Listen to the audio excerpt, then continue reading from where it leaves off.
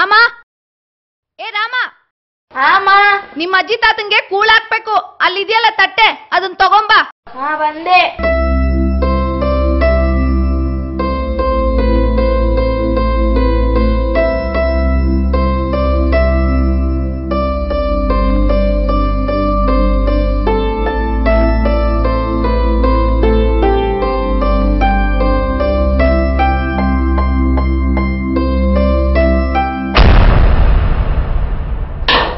ಸರಿಯಾಗಿ ಹಿಡಿಯೋ ತಟ್ಟೆನ.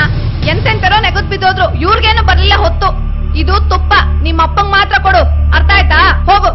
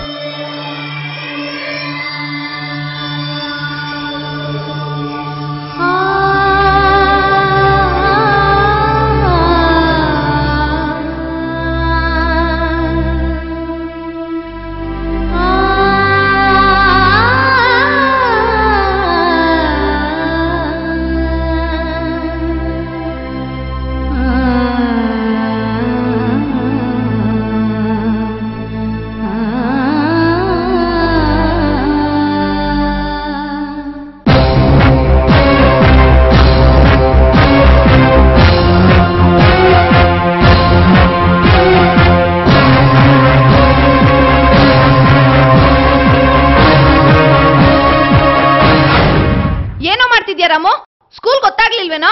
ಏನಿಲ್ಲಮ್ಮ, ಈ ತಟ್ಟೆನ್ ಜೋಪಾನಾಗಿ ತೆಗ್ದಿಡ್ತಿದ್ದೀನಿ. ಮುಂದೆ ನಿಮ್ಗೂ ವಯಸ್ಸಾದ್ಮೇಲೆ ಇದೇ ತಟ್ಟೆಗೆ ಊಟ ಬೇಕಲ್ಲಮ್ಮ.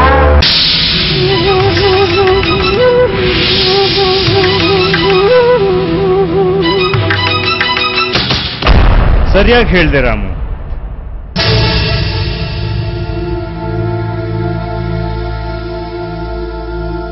ಮಾಡಿದುಣ್ಣು ಮಾರಾಯ ಅನ್ನೋ ಗಾದೆ ಹಾಗೆ ನಿಮ್ಮ ತಪ್ಪಿಗೆ ಶಿಕ್ಷೆ ಇದ್ದೇ ಇದೆ.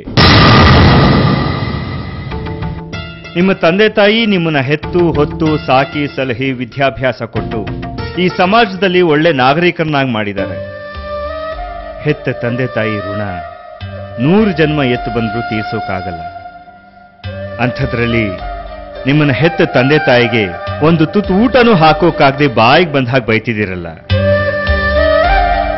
ಈ ನಿಮ್ಮ ಕರ್ಮ 100 ದೇವಸ್ಥಾನ ಸುತ್ತಿ ಅರ್ಚನೆ ಮಾಡಿಸಿದ್ರೂ ಕಳೆಯೋದಿಲ್ಲ. ನಿಮ್ಮಂಥ ಪಾಪಿಗಳಿರೋದ್ರಿಂದಲೇ ನಮ್ಮ ಸರ್ಕಾರ ಪಾಲಕರ ಪೋಷಣೆ, ಸಂರಕ್ಷಣೆ ಹಾಗೂ ಹಿರಿಯ ನಾಗರಿಕರ ರಕ್ಷಣಾ ಕಾಯ್ದೆಯನ್ನ 2007ರಲ್ಲೇ ಜಾರಿಗೆ ತಂದಿದೆ. ನಿಮ್ಮ ಹಿರಿಯರಿಗೆ ಆಹಾರ, ವಸತಿ, ಬಟ್ಟೆ ಹಾಗೂ ವೈದ್ಯಕೀಯ ಸೌಲಭ್ಯಗಳನ್ನ ನೀವು ಒದಗಿಸಲೇಬೇಕು. ಇಲ್ಲದೆ ಹೋದ್ರೆ ಹಿರಿಯ ನಾಗರಿಕರ ರಕ್ಷಣಾ ಕಾಯ್ದೆ ಅನ್ವಯ ನಿಮ್ಮನ್ನ ಬಂಧಿಸಿ ಕಟ್ಟುನಿಟ್ಟಾದ ಕ್ರಮ ಕೈಗೊಳ್ಳಲಾಗುತ್ತೆ.